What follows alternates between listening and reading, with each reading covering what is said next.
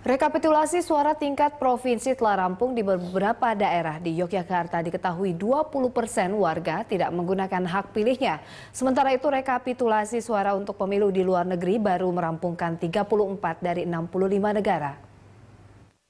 Rekapitulasi suara tingkat provinsi di beberapa daerah di Indonesia telah rampung. Sementara untuk rekapitulasi suara pemilu di luar negeri, KPU baru merampungkan 34 negara dari total 65 negara.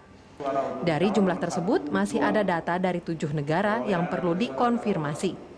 Di pemilu legislatif 2014, Indonesia memiliki 130 petugas pemungutan suara luar negeri yang tersebar di 96 negara. Karena harus merapikan datanya. Misalnya kayak kasus di Washington DC, itu hanya ditulis untuk posnya saja, tapi untuk TPS-nya belum ada datanya, kan kita harus nunggu datanya yang disampaikan kepada kita. Atau misalnya yang Seoul dan mana gitu, itu ternyata jumlah laki-laki dan perempuannya, termasuk Berlin misalnya, itu tidak ada. Nah kan kita harus mendapat informasi langsung dari mereka terkait dengan soal itu. Itu aja yang memang menjadi catatan-catatan kita.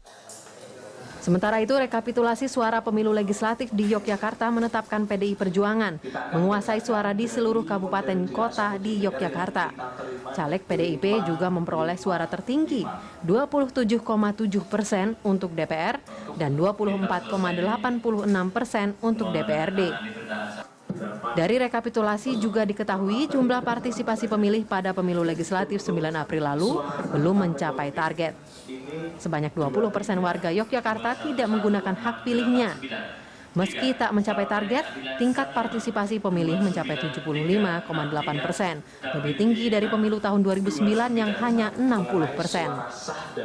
Ya, meningkat cukup tajam ya dibandingkan 2009, dan ini memenuhi target KPU RI yang mematok target 10%. Di level D ada kurang lebih 80% untuk total ya, dan itu sangat bervariasi di masing-masing kabupaten kota. Untuk penetapan perolehan kursi dan calon terpilih di Yogyakarta akan dilakukan pada 11 hingga 13 Mei mendatang. Tim Liputan, Berita 1.